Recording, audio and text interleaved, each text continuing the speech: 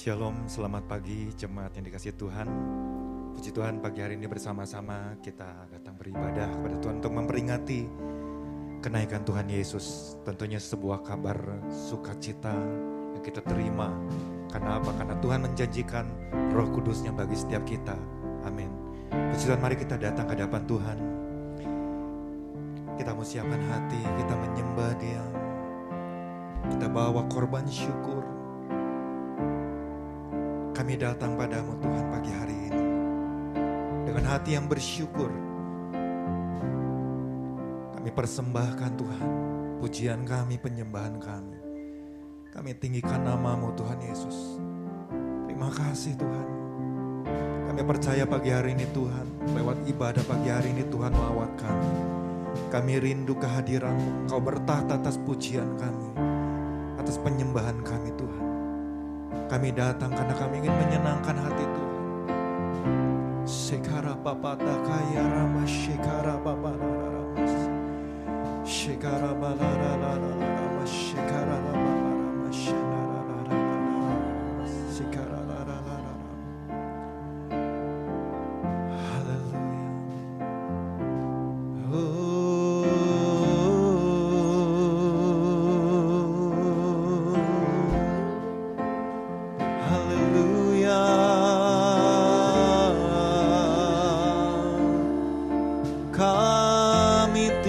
Namamu ya Tuhan, kami menyembah-Mu, kami datang mencari wajah-Mu. Haleluya.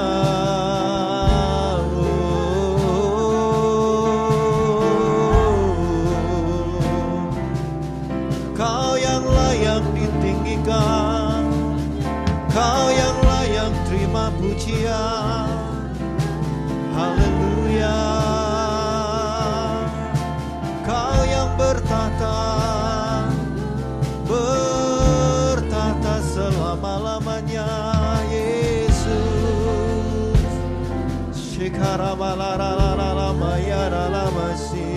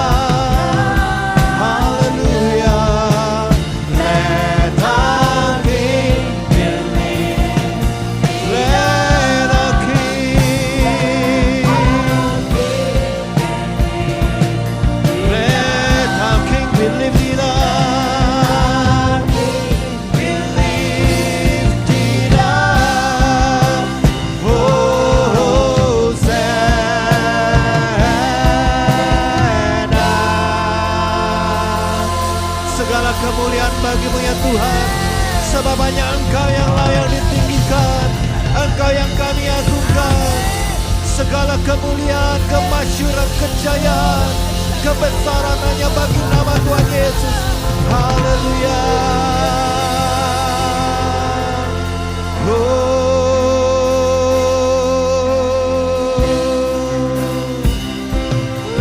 Shekara baba bata kaya rama shekara marara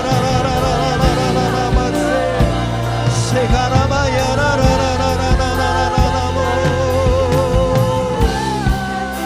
Jesus, Jesus. Biar jiwa kami memuji-muji Engkau ya Tuhan, meninggikan nama-Mu, mengagumi akan karya-Mu yang dahsyat dan ajaib. Oh terima kasih Tuhan, karena kami punya Allah yang seperti Engkau, yang tidak ada tandingannya. Haleluya. Ku ingin menyenangkan hati-Mu Tuhan, menyembah-Mu.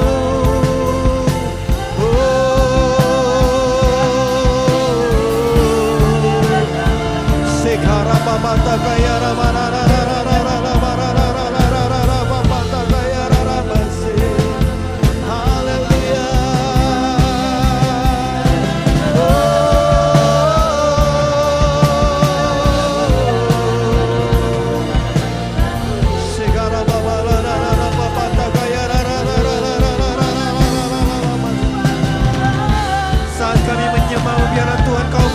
Kuasa-Mu di tempat di pagi hari ini. Nyatakan kemuliaan-Mu Tuhan, nyatakan kebesaran-Mu.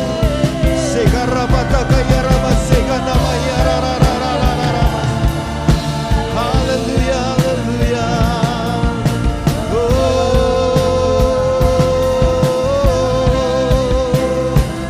Ku tinggikan nama-Mu Yesus. Mari kita bangkit berdiri bersama-sama.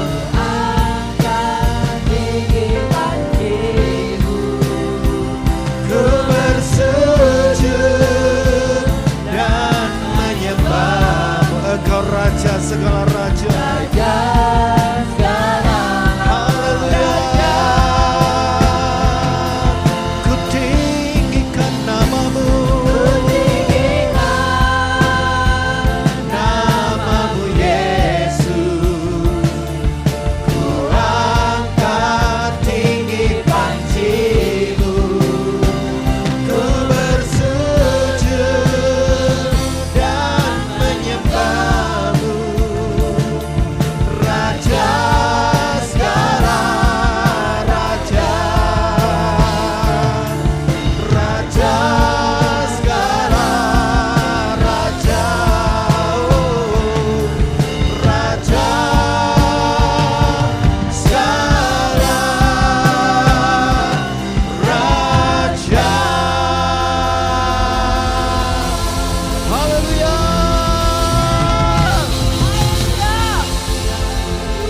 Bersorak-soraklah bagi Tuhan, sebab Dia Allah kita. Haleluya. Terima kasih Tuhan, pagi hari ini kami mau memuji Engkau, bersorak Tuhan, menyanyikan kemenangan bagi yang Tuhan sudah berikan bagi setiap kami. Biarlah sukacita yang dari Engkau pagi hari ini memenuhi setiap kami. Kami percaya ketika kami datang tidak sama dengan ketika kami pulang nanti ya Bapa. Kami dikuatkan, kami disegarkan ya Bapa. Terima kasih Tuhan Yesus, bahkan kami disembuhkan, dipulihkan. Karena kami menyembah kepada Allah yang hidup, Allah yang dahsyat, Allah yang berkuasa, yang tidak pernah berubah. Dulu, sekarang dan sampai selama-lamanya. Semua yang percaya katakan haleluya. Haleluya. Mari kita memuji Tuhan, bersorak bagi kebesaran Tuhan.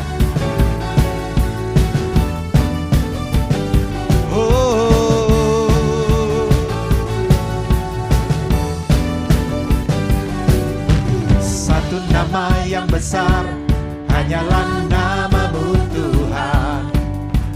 Gunung batu kekuatan, hanyalah nama-Mu Tuhan. Tak terbatas kuasa-Mu Tuhan.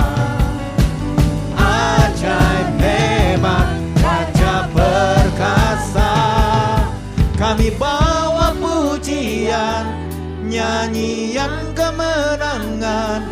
Masuki gerbangmu, hati kami bersuka.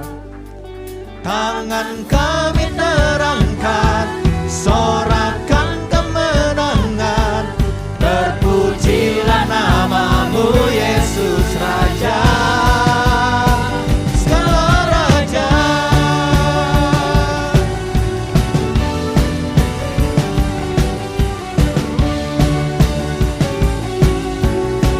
Satu nama yang besar, satu nama yang besar, hanyalah namamu Tuhan. Gunung batu kekuatan, hanyalah namamu Tuhan. Tak terbatas kuasamu Tuhan. Ajaib hebat, Raja perkasa. Kami bawa pujian, nyanyian kemenangan. Masuki gerbangmu, hati kami bersuka.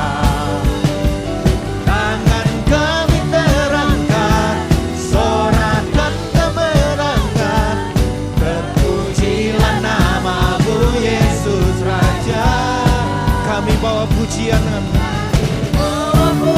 nyanyian kemenangan. Masuki gerbangmu, hati kami bersuka. Tangan kami terangkat, sorakan kemenangan. Terpujilah namamu Yesus Raja, segala raja.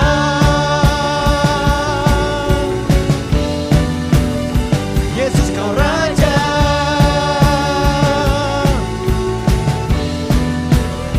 Yesus kau raja.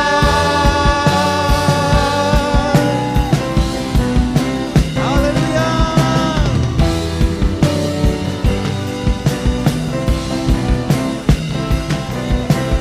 Hanya kau raja atas segalanya. Hanya kau raja,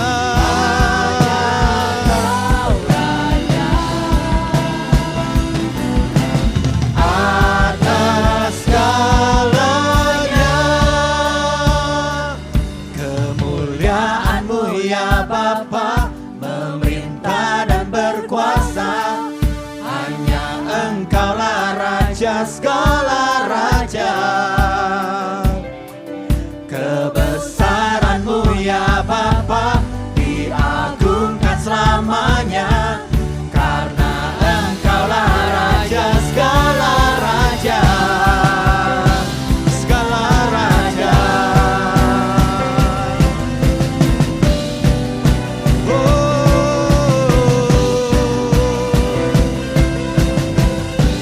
Dalamnya samudra,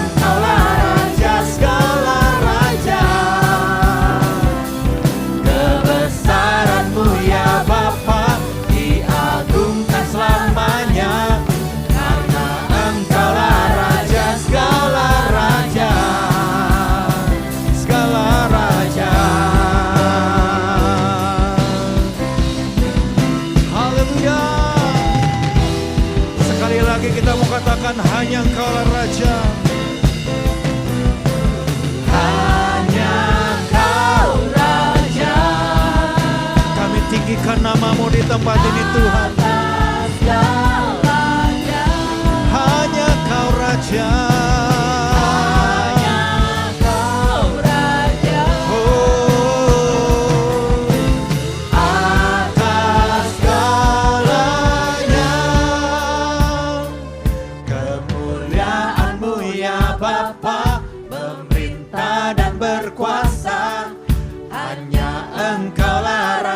Segala raja, kebesaran-Mu ya Bapa diagungkan selamanya, karena Engkaulah Raja segala raja. Kemuliaan-Mu ya Bapa memerintah dan berkuasa, hanya Engkaulah Raja segala raja.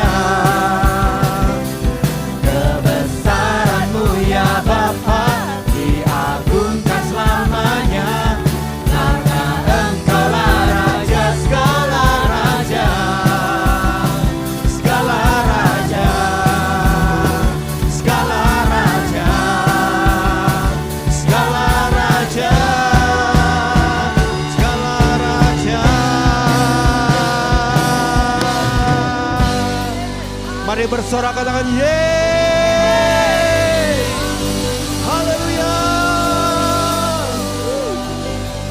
Puji Tuhan, silakan duduk Bapak Ibu. Sungguh Engkau adalah Raja di atas segala raja Tuhan. Biarlah kekaguman kami terus bertambah dan bertambah ya Tuhan Yesus. Karena Engkau Tuhan yang selalu melakukan hal-hal yang dahsyat bagi setiap kami. Terima kasih Tuhan. Terima kasih.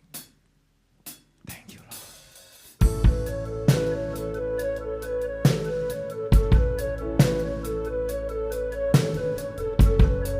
Kami terus mengarahkan mata kami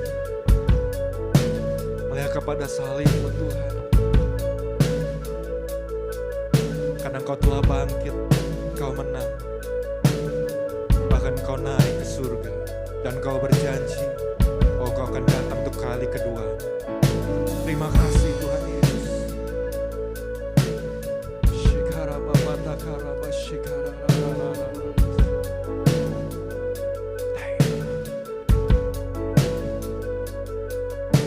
Ku pandang kemuliaan-Mu,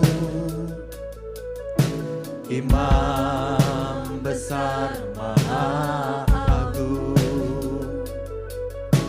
Kaulah pemilik hidupku, Yesus Kristus Tuhan.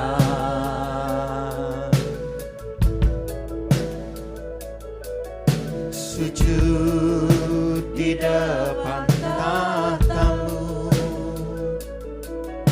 taklukkan seluruh hidupku. Dalam tangan-Mu penebus, Yesus Kristus Tuhan.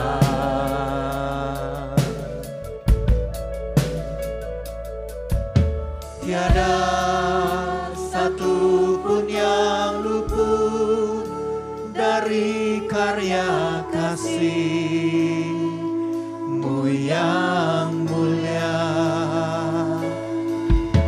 Bagi-Mu segala pujian, hormat, kemuliaan.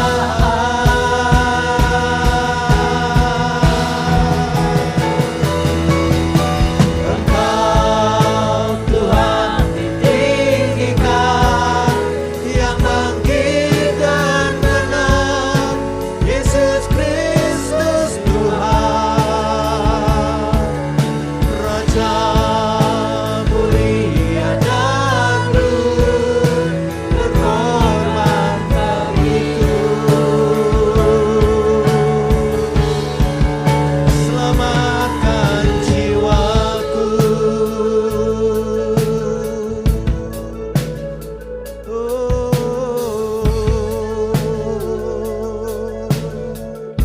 Kami sujud di depan tahta-Mu Tuhan. Sujud di depan tahta-Mu.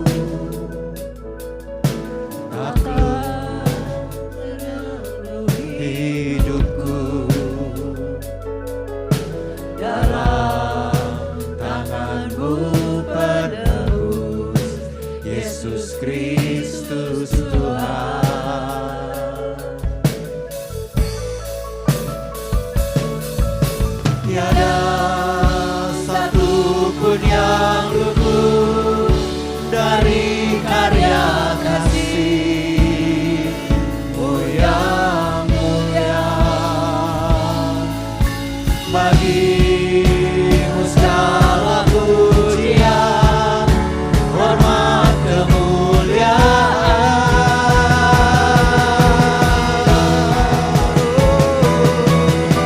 Engkau Tuhan ditinggikan, yang bangkit dan benar, Yesus Kristus Tuhan,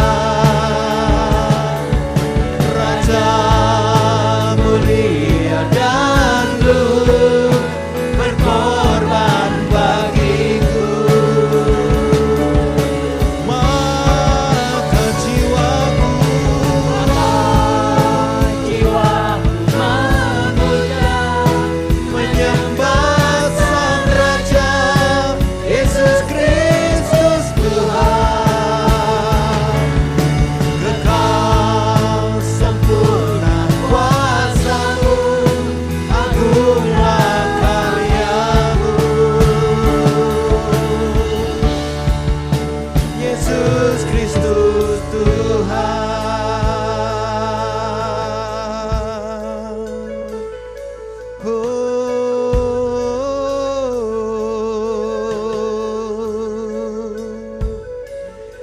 Yesus Kristus Tuhan, kami memuji-Mu, kami menyembah-Mu.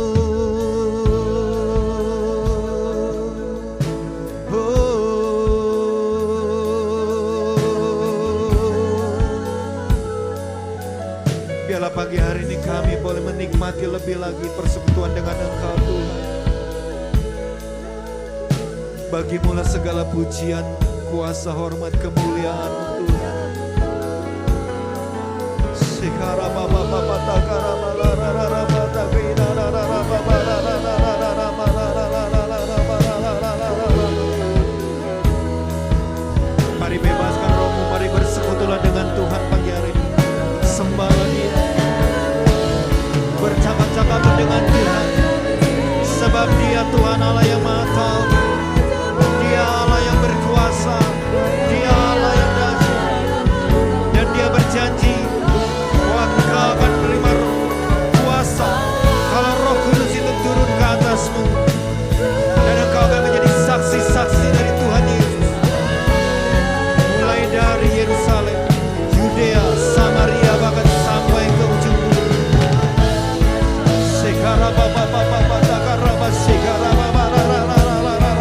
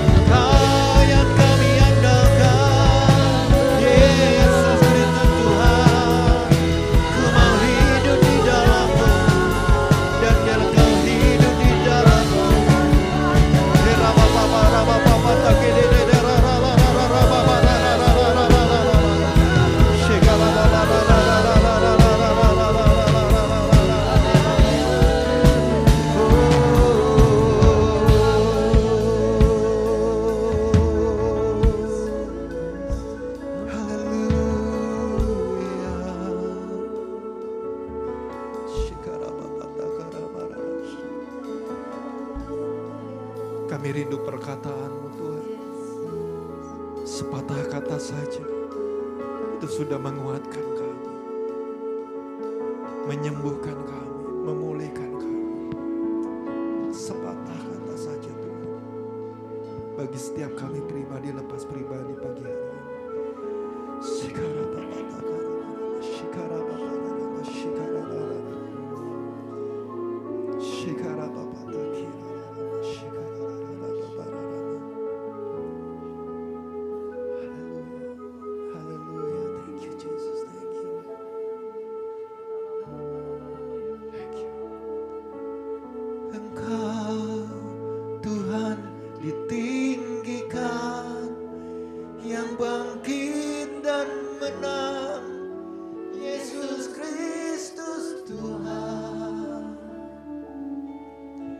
Raja mulia dan luhur, berkorban bagiku.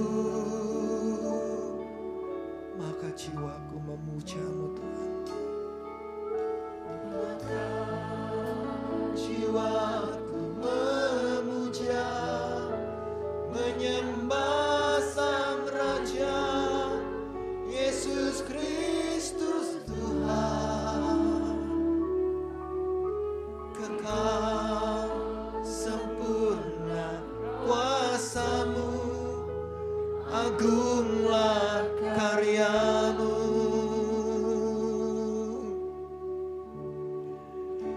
Yesus Kristus Tuhan. Mari kita bangkit berdiri bersama-sama sekali. Engkau Tuhan ditinggikan, yang bangkit dan menang, Yesus Kristus Tuhan. Haleluya.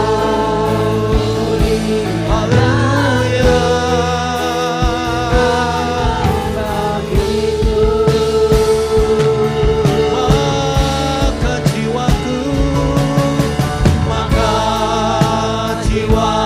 memuja, menyembah Sang Raja, Yesus Kristus Tuhan. Kekal sempurna kuasa-Mu, agunglah karya-Mu. Yesus Kristus Tuhan.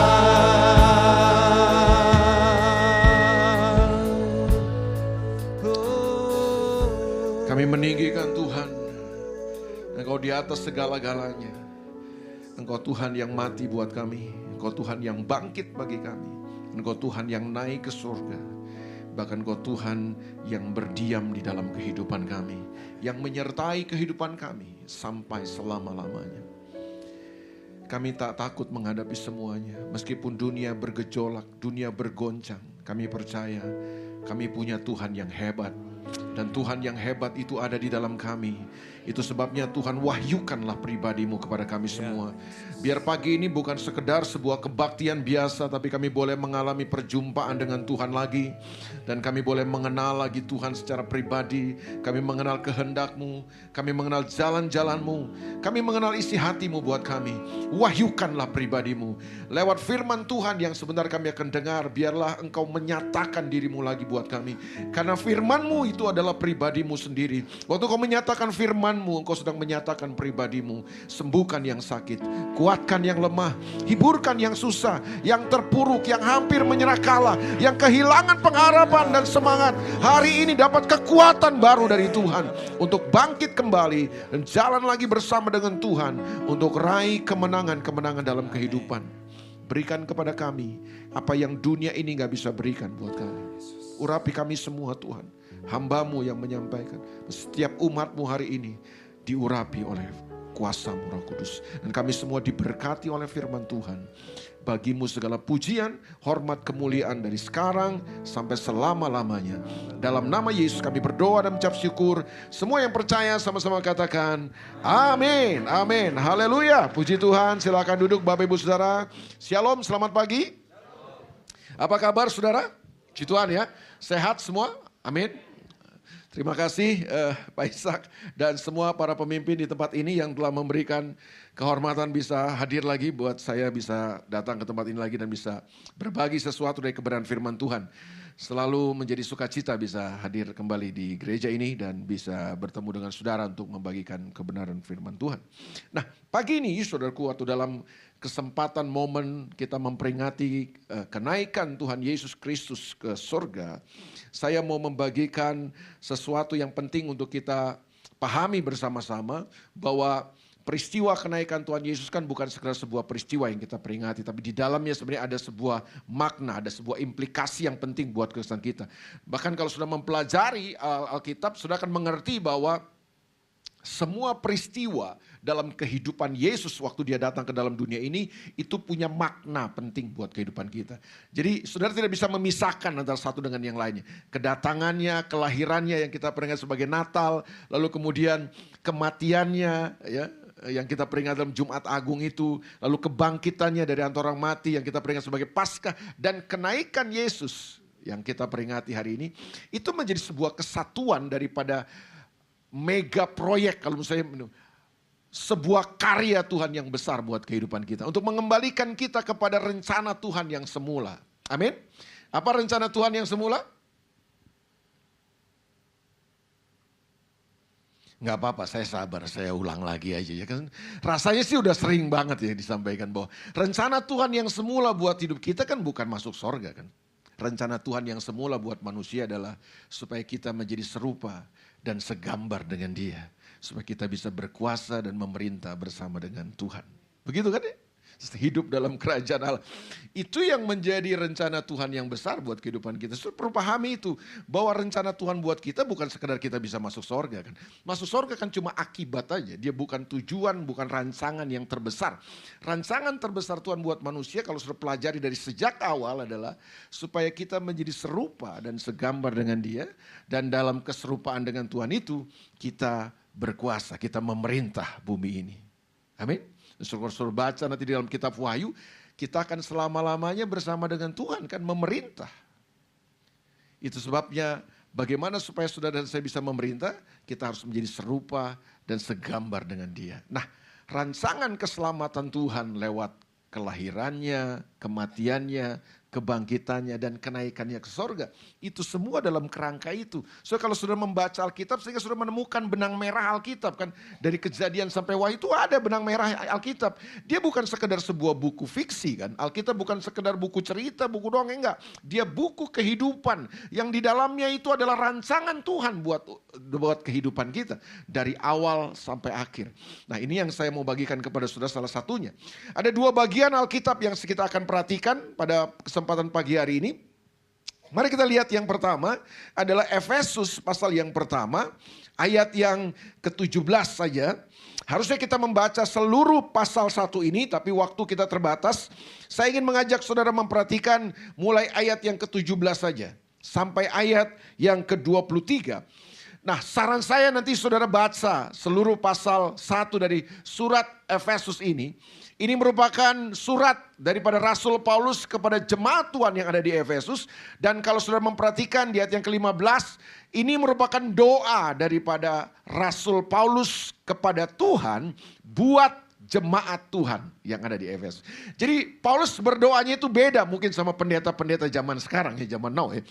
Paulus tidak berdoa supaya jemaat diberkati gitu kan, supaya jemaatnya kaya, sukses, banyak duit, deposito nggak berkurang malah nambah gitu, dapat jodoh gampang gitu. Paulus nggak berdoa yang untuk kayak begitu, bahwa itu semua kita butuhkan ya. Tapi saya mempelajari Alkitab, rasa-rasanya mungkin saya kurang teliti membacanya. Mungkin saudara bisa membaca lebih teliti. Saya belum menemukan doa Paulus kepada jemaat itu supaya Tuhan tolong jemaat bisa bayar kontrakan rumah, bisa bayar uang sekolah. Nggak ada sih yang saya baca. Doa Paulus tuh rata-rata buat jemaat Tuhan adalah Tuhan tolong mereka supaya mereka bertekun, supaya mereka bertumbuh dalam kasih. Nah, salah satu doa Paulus dalam Efesus pasal yang pertama ini.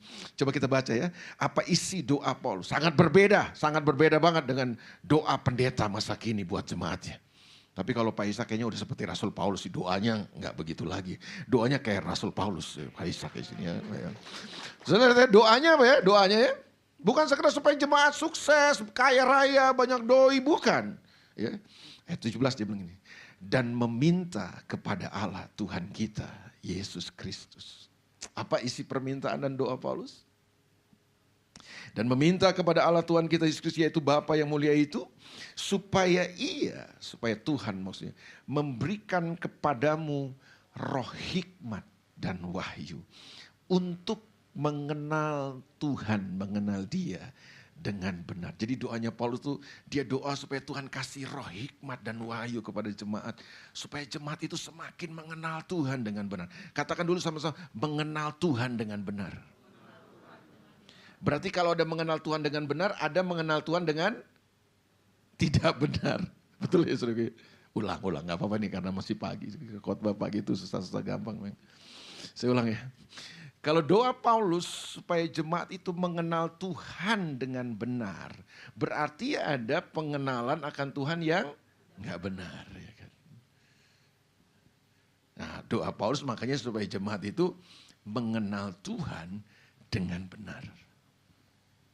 Itu doanya isinya. Saya nggak mau bahas itu terlalu banyak. Nah ini deh, ayat yang berikutnya yang kita mau soroti bersama-sama. Ayat 18. Apa isi doa Paulus yang kedua? Ini pokok doanya buat jemaat Tuhan ketika dia berdoa sama Tuhan. Apa sih yang dia doakan kepada Tuhan buat jemaat? Ini dia. Dan supaya Tuhan menjadikan mata hatimu terang. Kenapa mata hati jemaat harus terang, Pak? Kenapa Paulus doakan ini? Supaya Tuhan terangi mata hati jemaat. Supaya ini ternyata, kenapa mata hati kita mesti terang itu loh. Supaya katanya kamu mengerti pengharapan apakah yang terkandung dalam panggilannya. Betapa kayanya kemuliaan bagian yang ditentukannya bagi orang-orang kudus. Ini yang perlu kita pahami saudaraku. Jadi doa Paulus adalah supaya jemaat punya understanding, Pak. Punya pemahaman, punya pengertian. Karena salah paham, salah ngerti, salah tindakan, salah praktek pasti. Kebanyakan kita menghidupi kekristenan yang salah arah, salah kaprah. Itu kenapa? Karena jangan-jangan kita punya tingkat understanding yang rendah. Kita punya tingkat pemahaman dan pengertian yang dangkal dalam kesan kita. Itu sebabnya saya mendorong saudara, supaya saudara bertumbuh dalam pengertian saudara. Upgrade understanding saudara. Karena kalau saudara tidak upgrade understanding saudara tentang kebenaran, tentang kehendak Tuhan, tentang pribadi Tuhan, berat. Kekristenan kita akan menjadi kesan yang begitu-begitu aja. Kecenderungannya kita akan tersapu oleh semua situasi keadaan hari-hari ini. Itu sebabnya bertumbuhlah dalam pengertian saudara. Dalam understanding saudara. Amin. Percayalah saudara. Saudara boleh mencapai posisi yang hebat dalam level kehidupan saudara. Saudara punya prestasi, saudara punya kedudukan, posisi atau punya sosial atau status sosial ekonomi yang hebat mungkin pencapaian saudara. Mungkin oke lah, sudah di atas. Tapi benarkah saudara bisa bertahan? Nah ini kesimpulan saya adalah gini. Kalau saudara tidak upgrade tingkat pemahaman saudara, pengertian saudara tentang Tuhan, jalan-jalannya, kehendaknya, berat. Kalau level pengertian saudara ada di sini, sementara pencapaian saudara, posisi saudara ada di atas ini, hebat kan? Tapi kalau pengertian saudara tidak saudara upgrade, di sini aja, di bawah. Percaya nggak saudaraku? Satu titik nanti, cepat atau lambat, posisi saudara itu akan ada segaris dengan tingkat pengertian saudara. Saya ulang. Saudara boleh ada di posisi sini nih, dalam pencapaian, prestasi, apapun itulah. Harta, kekayaan, popularitas, dan lain sebagainya. Jabatan, posisi, apapun. Tapi kalau tingkat pengertian saudara tentang Tuhan, saudara gak pernah upgrade alias tetap rendah. Cepat atau lambat, saudara akan melihat. Saudara tuh, posisi saudara itu akan turun dan akan segaris dengan tingkat pengertian saudara. Makanya bagaimana supaya ini posisi saudara, pencapaian saudara, dan saudara tetap ada di garis yang saudara inginkan di puncak. Nah, saudara mesti upgrade tingkat pengertian saudara. Karena prinsipnya adalah satu saat, cepat atau lambat kita akan ada di posisi yang segaris, setara dengan tingkat pengertian kita. Kalau belum mengerti juga gak apa-apa, saya serahkan kepada Tuhan. Tapi sebenarnya kan kasus-kasus hari-hari ini, ya ini sudah jadi kasus nasional saya pikir. Kita gak perlu jadi rahasia lah. Orang-orang Kristen, anak-anak Tuhan yang hari-hari ini sedang viral, banyak dibahas kasusnya kan gitu kan. Saudara boleh punya pencapaian yang hebat, tinggi, posisi mantap, jabatan keren. Saudara bisa jadi orang-orang yang brilian dalam kehidupan.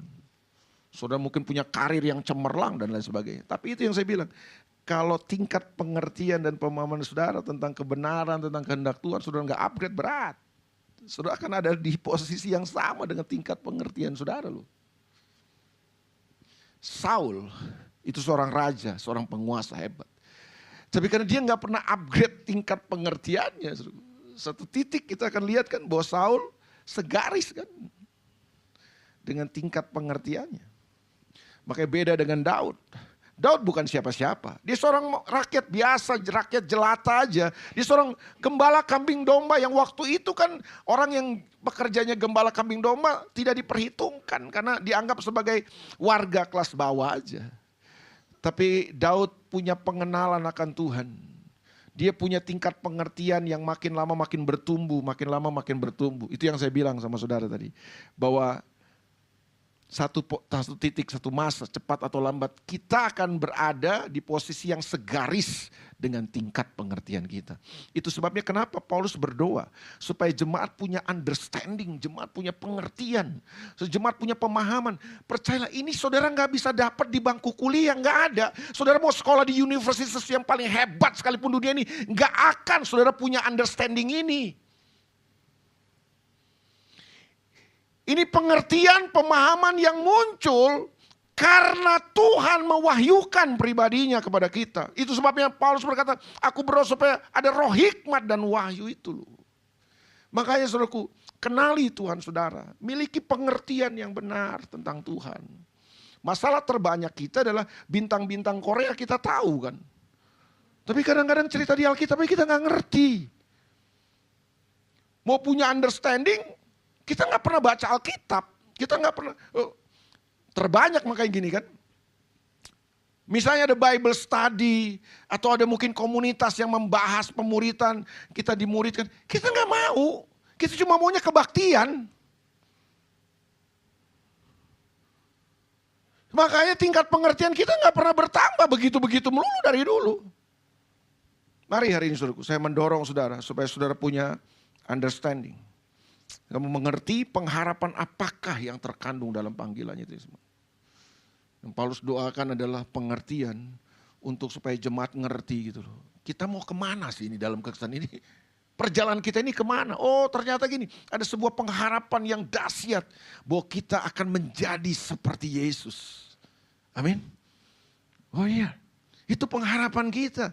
Hidup dalam kemuliaannya seperti Kristus, kita akan memerintah bersama dengan Dia. Coba lihat wajah samping sebelah kanan saudara. Memang tampang kurang yakin kan?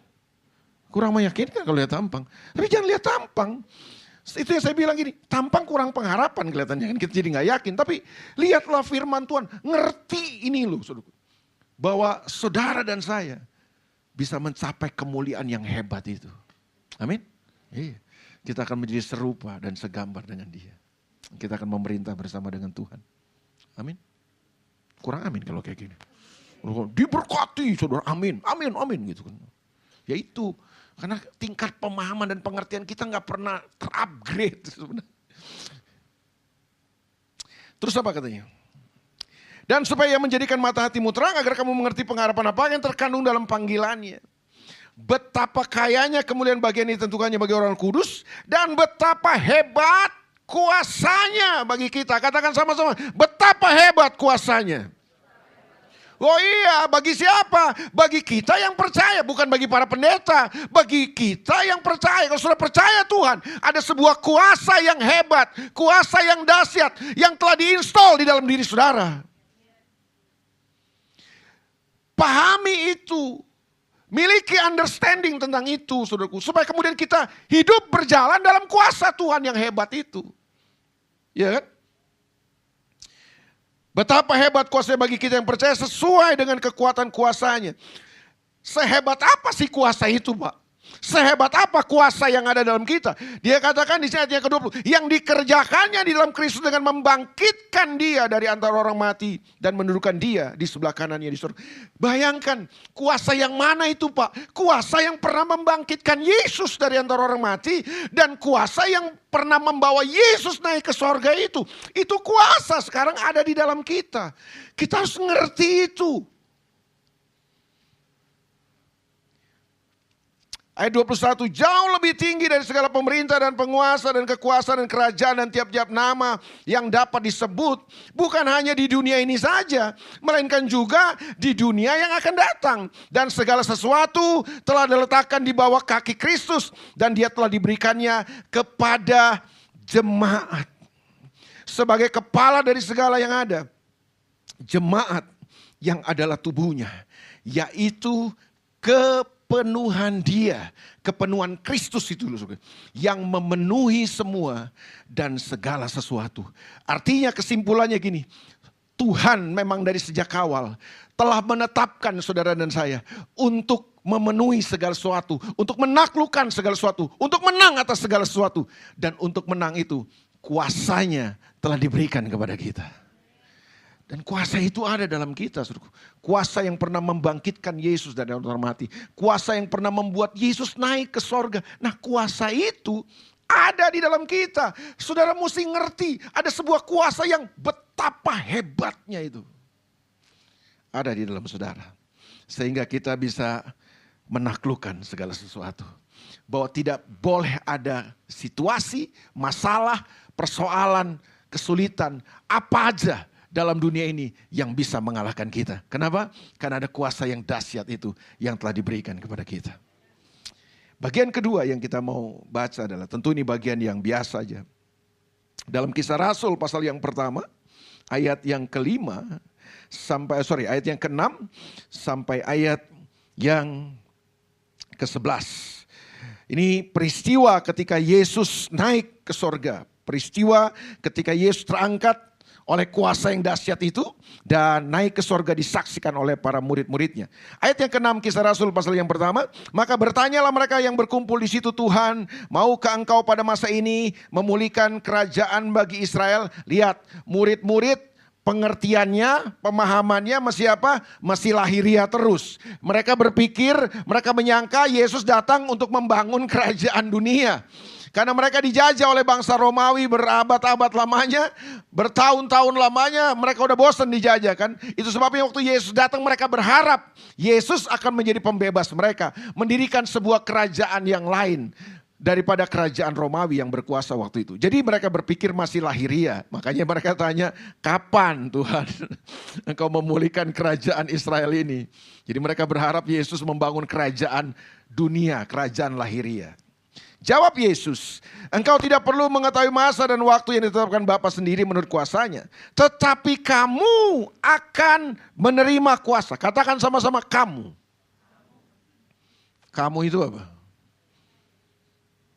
Katakan sama-sama kamu. Kamu itu apa? Hah? Ini kata penting kan? Tetapi kamu. Coba lihat sebelahnya. Kamu bukan itu.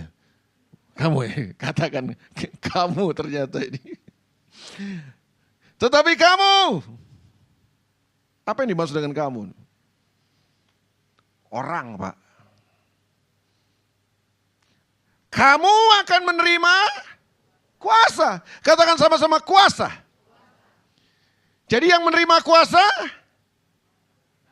kamu. Orang, Pak. Bukan gedung, bukan bangunan, bukan fasilitas, bukan. Gereja hari ini sibuk bangun gedung. Saya nggak anti dengan gedung. Tapi boleh saya beritahu, Tuhan gak akan mengurapi bangunan. Tuhan gak akan memberi kuasa buat bangunan. Tuhan akan memberi kuasa buat kamu. Kesalahan terbanyak dari gereja masa kini, kita sibuk, kita habiskan daya, upaya, energi kita, semua yang kita miliki kita habiskan. Cuma sibuk bangun acara dan bangun gedung. Kita lupa bahwa yang paling penting bukan acara dan gedungnya. Yang penting apa? Orangnya. Orang yang perlu dibangun. Karena Tuhan tidak akan mengurapi acara, Tuhan gak akan mengurapi orang. Tuhan gak akan mengurapi gedung, Tuhan akan mengurapi kamu. Yang menerima kuasa itu kamu, bukan acara, bukan bangunan. Saudara boleh bikin acara yang paling hebat. Tapi kalau acara kayaknya kita kalah sama dunia lah. Dunia bisa lebih hebat dari kita bikin acara. Tapi ada sebuah kabar baik buat saudara. Tuhan gak akan mengurapi acara. Tuhan mengurapi kita.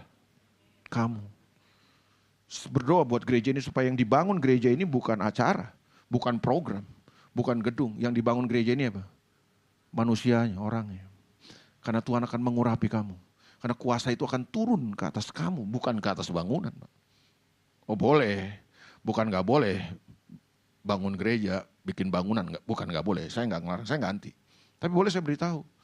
Terbanyak hari ini gereja habiskan puluhan miliar, ratusan. Bahkan di Jakarta hari ini ada yang saya dengar gereja sedang menyiapkan puluhan bahkan ratusan miliar untuk bangun sebuah gereja.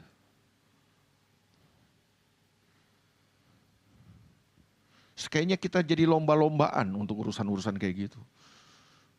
Di Manado sana sudah, waduh, ukuran kesuksesan seorang pendeta itu diukur dari gedung gerejanya sebesar apa dan sebagus apa. Bagaimana mereka berlomba-lomba. Biar jemaat di dalamnya sedikit, gak apa-apa. Yang penting punya gereja yang besar dan bagus. Karena itu ukuran. Ukuran kesuksesan dan keberhasilan. Waduh. Lihat. Saudara lihat. Hari ini iblis menyerongkan banyak hal dalam kehidupan gereja. Terus kita kemudian kehilangan fokus kita. Bahwa yang penting itu bukan bangunan, bukan acara, bukan programnya. Yang penting itu apa? Kamunya itu. Makanya saya bilang sama teman-teman saya, kita gak perlu bikin program yang gak membangun jemaat.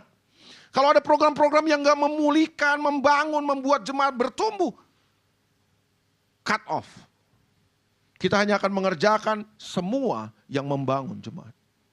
Oh iya dong, kita mesti putuskan hari ini. Jangan ikut-ikutan atau gereja ini bikin ini, kita bikin. Gitu. Gereja bikin konser, kita bikin konser. Gereja bikin KKR, kita bikin KKR. Enggak salah dengan semua itu, cuma ayo kita mau bangun apa? Karena yang penting bukan bangunannya, tapi kamunya itu loh yang penting. Dan Yesus bilang, kamu akan menerima kuasa. Kalau Roh Kudus turun ke atas kamu katanya. Dan kamu akan menjadi saksiku di Yerusalem dan di seluruh Yudea, Samaria dan sampai ke ujung bumi.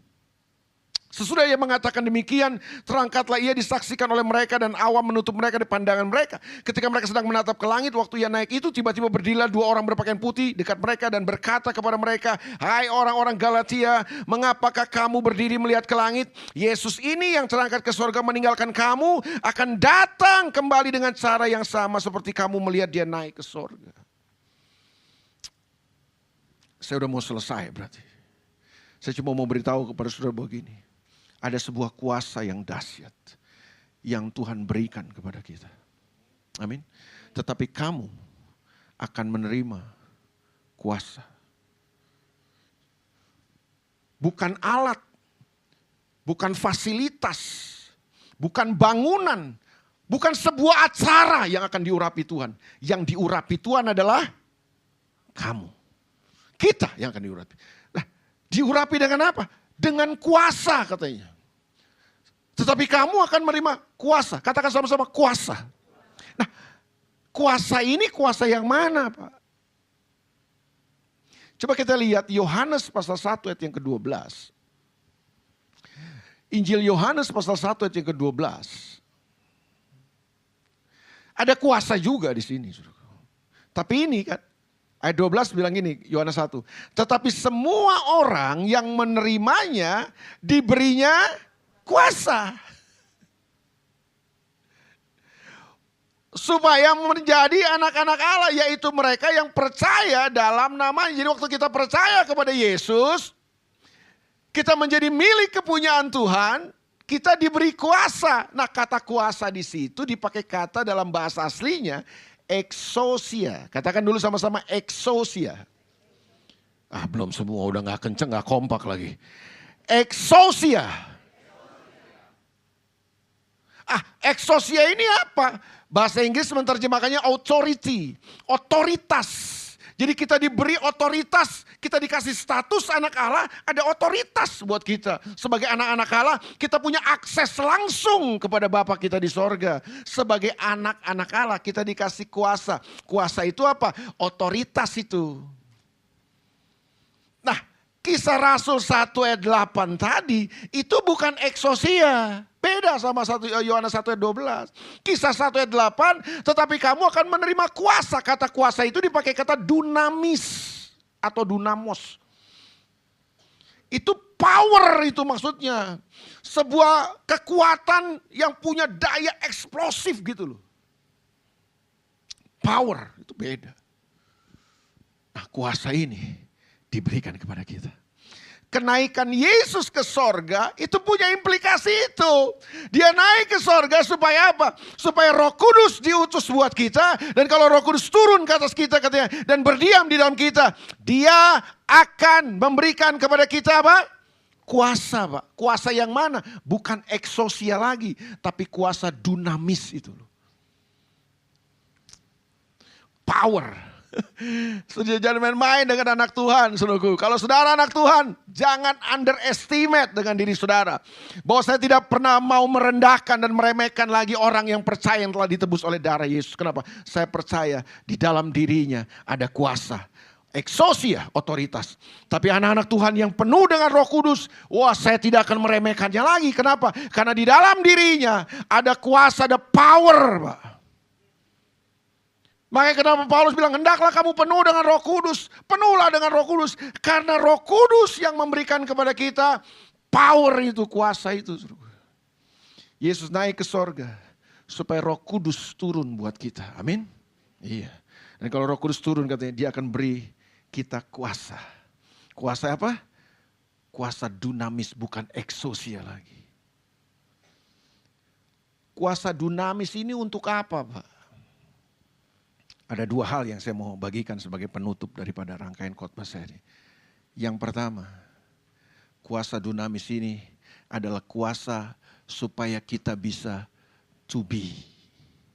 Katakan dulu sama-sama to be. Jadi kuasa ini untuk apa? Untuk supaya kita bisa to be. Apa itu to be, Pak? Menjadi seperti Yesus. Makanya ayat ini bilang, kamu akan menerima kuasa kalau Roh Kudus turun ke atas kamu dan kamu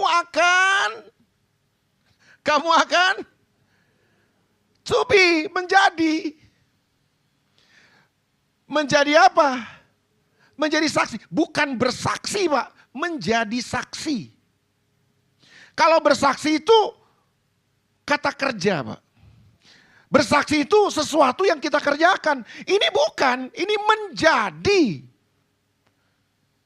Kuasa itu ini yang pertama, supaya saudara dan saya bisa menjadi seperti Yesus. Haleluya. Amin. Karena itulah tujuannya, saudaraku. Tujuan Dia menyelamatkan saudara dan saya bukan sekedar supaya bisa masuk surga. Tujuan supaya saudara dan saya selamat itu adalah supaya kita bisa kembali kepada rancangan Tuhan yang semula. Kan diselamatkan harusnya pemahamannya gitu dong. Diselamatkan itu apa? Bukan mati masuk sorga. Itu dangkal banget. Diselamatkan itu artinya adalah kita dikembalikan kepada rancangan Tuhan yang semula. Tadinya manusia hidup dalam rancangan Tuhan, serupa dan segambar dengan Dia supaya manusia berkuasa. Manusia kemudian jatuh dalam dosa kan. Jatuh dalam dosa itu apa? Manusia keluar dari rencana Tuhan. Manusia meleset dari rencana Tuhan. Makanya dosa itu dalam bahasa Ibrani dipakai kata hamartia. Meleset dari sasaran, Pak. Berdosa itu kan bukan saudara melakukan kejahatan semata kan. Masa berdosa cuma karena saudara melakukan kejahatan. Bukan, pengertiannya bukan itu. Berdosa itu artinya apa? Saudara dan saya keluar dari rancangan Tuhan. Kita meleset dari tujuan dan rancangan Tuhan. Nah, diselamatkan itu apa? Dikembalikan lagi kepada rancangan Tuhan yang semula. Apa rancangan Tuhan yang semula? Supaya kita menjadi serupa dan segambar dengan Dia. Nah, untuk menjadi serupa dan segambar dengan Dia, Tuhan lahir buat kita, Dia mati buat kita, Dia bangkit buat kita, Dia naik buat kita, dan Dia berikan Roh Kudus-Nya dalam diri kita. Dia tinggal dalam diri kita, dan kuasa itu sudah ada di dalam saudara. Amin. Kuasa untuk menjadi serupa dengan Kristus. Karena 1 Yohanes pasal yang kedua ayat yang ke-6 bilang, barang siapa yang ada di dalam Kristus, ia wajib hidup sama seperti Yesus. Saudara Kristen? Saudara Kristen? Loh, saudara? Ada yang, gue Kristen ya? Kok saudara bingung? Saudara Kristen? Saudara pengikut Kristus? Saudara dalam Yesus? Loh, baca ulang ayatnya. Barang siapa mengatakan bahwa ia ada dalam Dia, dalam Kristus, ia wajib hidup sama seperti.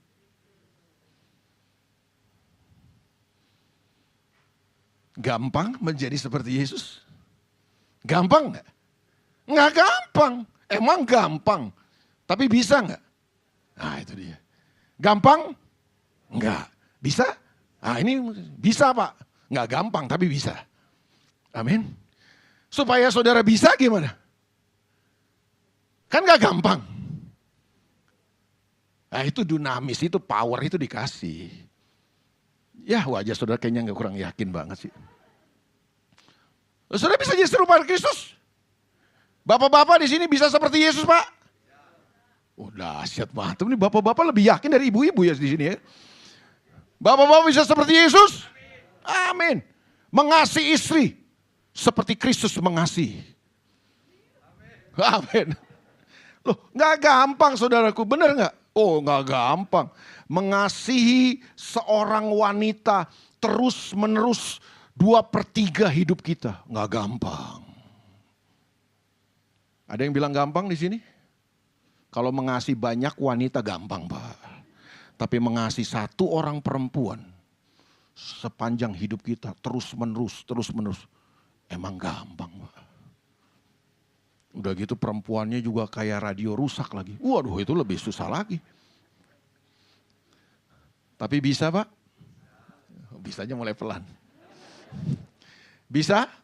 Bisa. Kenapa bisa Pak? Ada power, ada dunamis itu. Dunamis ini diberikan supaya kita to be Pak. Bisa menjadi seperti Yesus. Amin.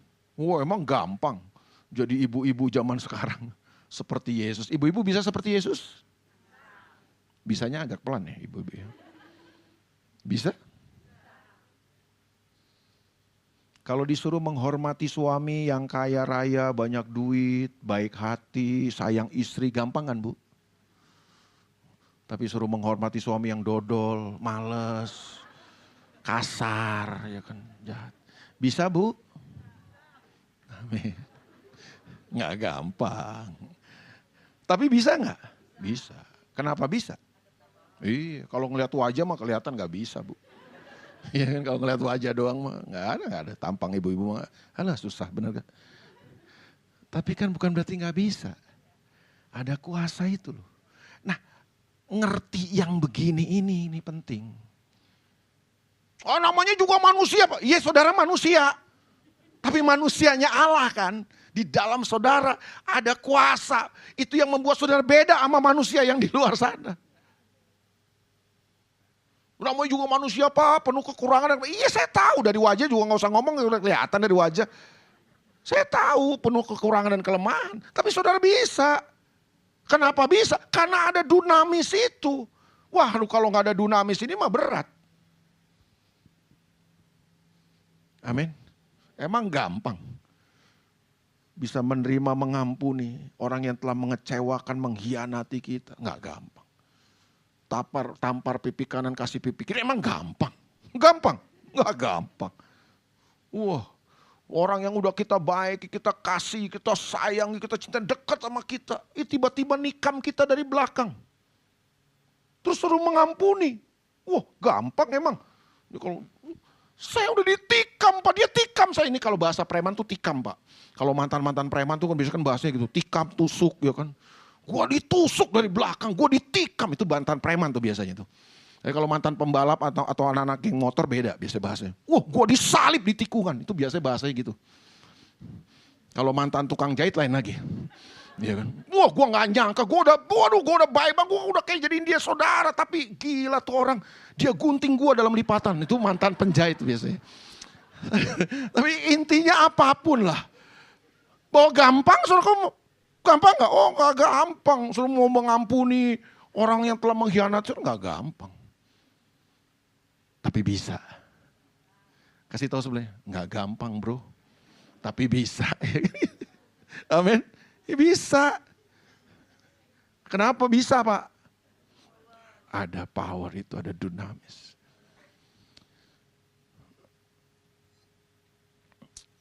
Jadi kuasa ini yang pertama untuk supaya kita bisa apa? To be. Menjadi saksi. Siapa saksi itu? Yesus sebenarnya kan. Dia menjadi seperti Yesus. Yesus itu dalam kitab Wahyu dibilang, dia saksi yang setia dan benar. Wise. Nah, baru setelah kuasa ini to be, baru yang kedua, power ini, dunamis ini, kuasa ini diberikan supaya kita bisa to do, to work. Jadi bukan hanya to be, tapi to do, to work. Mengerjakan, melakukan. Yohanes pasal yang ke-14 ayat yang ke-12. Firman Tuhan bilang gini. Yohanes pasal yang ke-14 ayat yang ke-12. Aku berkata kepadamu, ini kata Yesus. Sesungguhnya barang siapa percaya kepadaku, ia akan melakukan juga pekerjaan-pekerjaan yang aku lakukan. Bahkan pekerjaan-pekerjaan yang lebih besar daripada itu. Sebab itu aku pergi kepada Bapa. Dan sudah baca ayat berikutnya bahwa kenapa dia pergi? Supaya Roh Kudus, penolong yang lain itu diberikan kepada saudara. Dan saudara diberi kuasa. Supaya apa? Ini, supaya saudara bisa mengerjakan pekerjaan-pekerjaan Yesus. Supaya saudara bisa melakukan pekerjaan-pekerjaan Yesus. Dan ini bukan hanya untuk kalangan tertentu. Ini bukan hanya untuk orang-orang khusus. Yang namanya pendeta, penginjil, evangelis, pelayan Tuhan, pendeta muda, pendeta pembantu, pendeta tua. Bukan. Aku berkata kepada sesungguhnya barang siapa percaya kepadaku. Saudara percaya kepada Yesus? Oh, berarti kepada saudara diberi kuasa untuk mengerjakan pekerjaan-pekerjaan Yesus. Saudara bisa. Tapi bertahun-tahun kan kita diajar. Nggak bisa saudara. Mesti pendeta yang tumpang tangan. Mesti pendeta yang ngusir setan. Mesti pendeta yang tumpang tangan orang sakit sembuh. Enggak. Siapa yang bilang cuma pendeta? Siapa yang bilang? Sesat itu. Itu salah pengajaran. Yang saya baca di Alkitab, semua orang percaya bisa mengerjakan pekerjaan Yesus. Wajah saudara kurang yakin. Perlukah saudara sekolah teologi dulu? Ditabiskan dulu oleh sinode, jadi pendeta baru saudara bisa mengerjakan pekerjaan Yesus? Enggak. Wah, saya telah saksikan ada banyak orang, seorang security di sebuah perumahan, usir setan. Itu gara-garanya apa? Dulu waktu itu musim ini loh, tim-tim apa tuh yang pemburu hantu itu. Jadi ada seorang jemaat yang kerasukan setan, nggak tahu, udah bingung masyarakat, Pak RT udah bingung semua, panggillah tim pemburu hantu.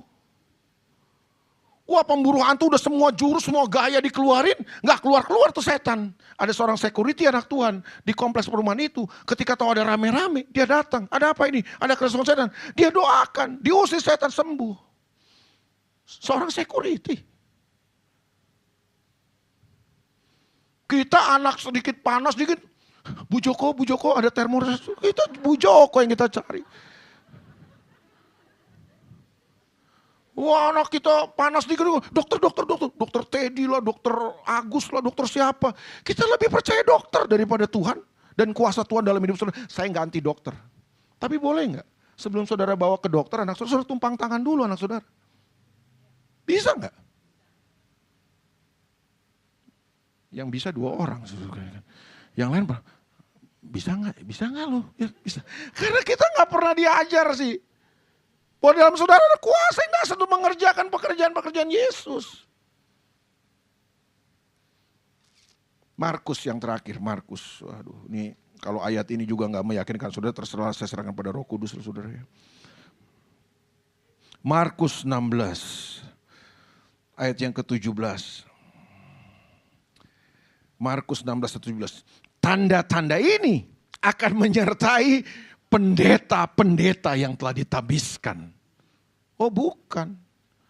Tanda-tanda ini akan menyertai orang-orang yang lulusan sekolah teologi. Enggak. Tanda-tanda ini akan menyertai apa? Orang-orang yang percaya. Saudara orang percaya? Oh berarti tanda-tanda ini akan menyertai saudara. Mereka akan mengusir setan-setan demi namaku. Besok kalau ada yang kerasukan jangan, Pak Ishak di mana Pak? Tolong Pak, ini Pak anak saya lahir. Pak Ishak terus. Pendeta terus yang dipanggil. Berat ya. Banyak pendeta makanya mati muda. Dan saya bingungnya gini, banyak pendeta menikmati suasana seperti itu Pak. Jadi megalomania, jadi dibutuhkan akhirnya, merasa jadi superstar. Bahkan diajar, doain orang, jangan. Om, mesti om ya. Om, semua om. Ya kan? Begitu om meninggal, jemaatnya gak bisa apa-apa semua. Akhirnya om semua soalnya selama ini. Saya tidak mengecilkan Pak Ishak dan para pemimpin di tempat ini. Mereka dari wajah sih hamba-hamba Tuhan yang diurapi Tuhan dahsyat.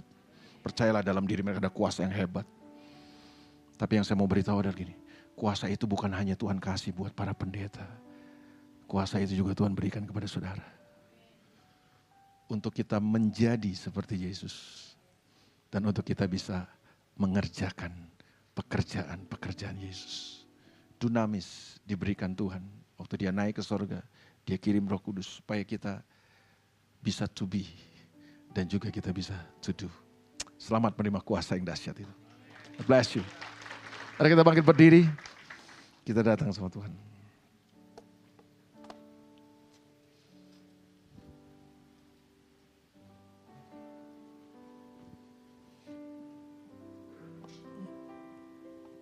Ku rasakan kasih-Mu Tuhan. Ku rasakan kuasa-Mu Tuhan. Ku rasakan kasih kuasa Roh Kudus. Ku rasakan kehadiran-Mu. Ku rasakan kasih-Mu Tuhan. Ku rasakan kasih-Mu Tuhan. Oh, ku rasakan kuasa-Mu Tuhan. Ku rasakan kasih kuasa Roh Kudus. Ku rasakan kehadiran-Mu. Curahkanlah Tuhan kuasa-Mu Tuhan. Mujizat terjadi di tempat ini. Curahkan kuasa-Mu Tuhan. Mujizat terjadi sekarang ini. Mari sekali lagi sama-sama katakan, ku rasakan kasih-Mu Tuhan. Ku rasakan kasih-Mu Tuhan. Oh, ku rasakan kuasa-Mu Tuhan. Ku rasakan kasih kuasa Roh Kudus. Ku rasakan kehadiran-Mu. Curahkan Tuhan. Haleluya. Kuasa-Mu Tuhan. Mujizat terjadi di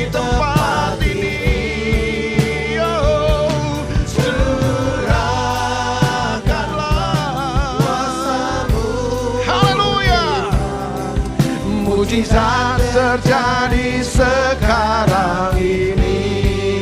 Sekali lagi dengan sungguh-sungguh, sama-sama katakan, curahkanlah kuasa-Mu Tuhan, mujizat terjadi di tempat ini. Curahkanlah kuasa-Mu Tuhan, mujizat terjadi sekarang. Oh, mujizat terjadi, Mujizat terjadi sekarang, mujizat terjadi, mujizat terjadi sekarang ini.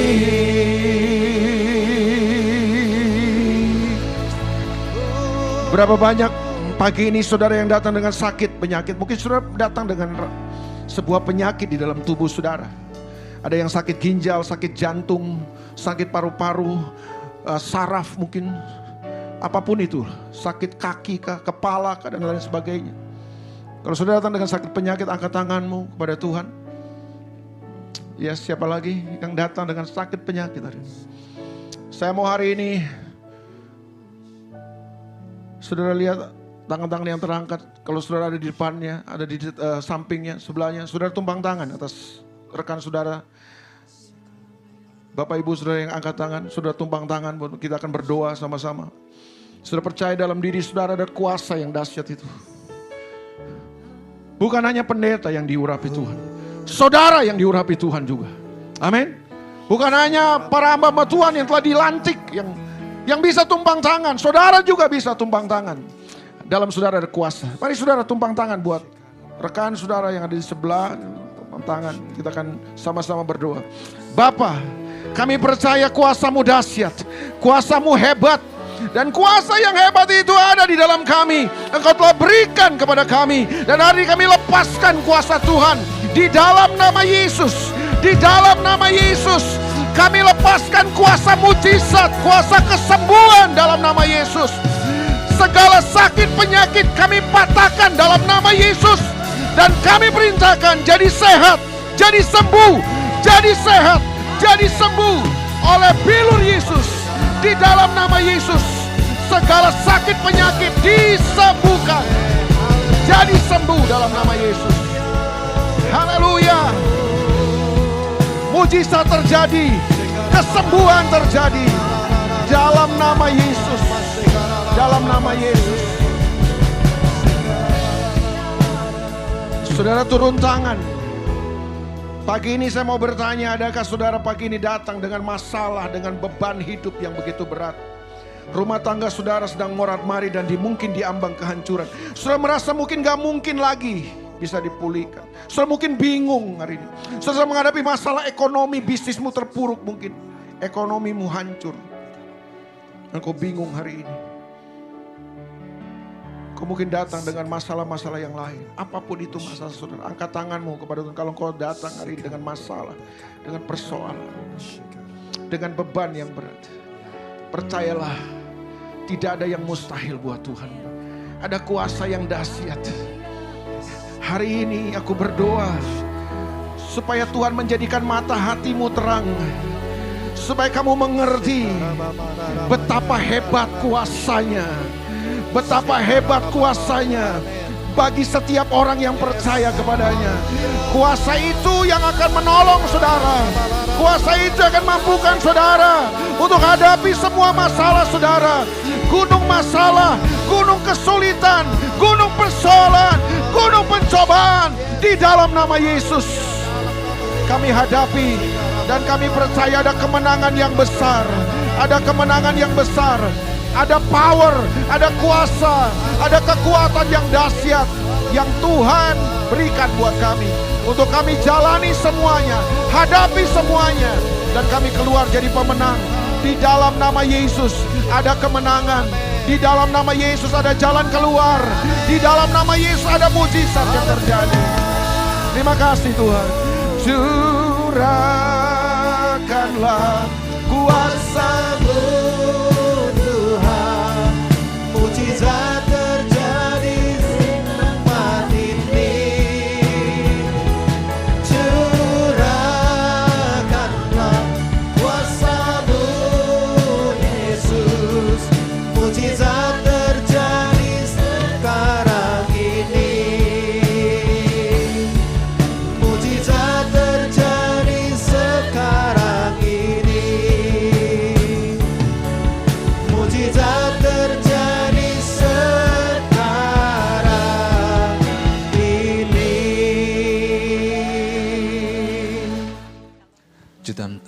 jemaat yang dikasih Tuhan, kita angkat kedua belah tangan kita, arahkan hati kita, fokuskan dan terus terhubung dengan Yesus senantiasa. Pergilah, pulanglah dan jadilah saksi-saksi Kristus. Mari jemaat yang dikasih Tuhan, terimalah berkat dan damai sejahtera daripada Allah Bapa, kasih karunia daripada Tuhan Yesus Kristus, dan persekutuan Roh Kudus yang indah dan manis menyertai setiap kita semua, mulai daripada pagi hari yang indah ini sampai hari Maranatha Tuhan Yesus menjemput setiap kita di awan-awan yang permai. Setiap kita yang percaya menerima, kita sama-sama katakan, amin. Tuhan Yesus berkati.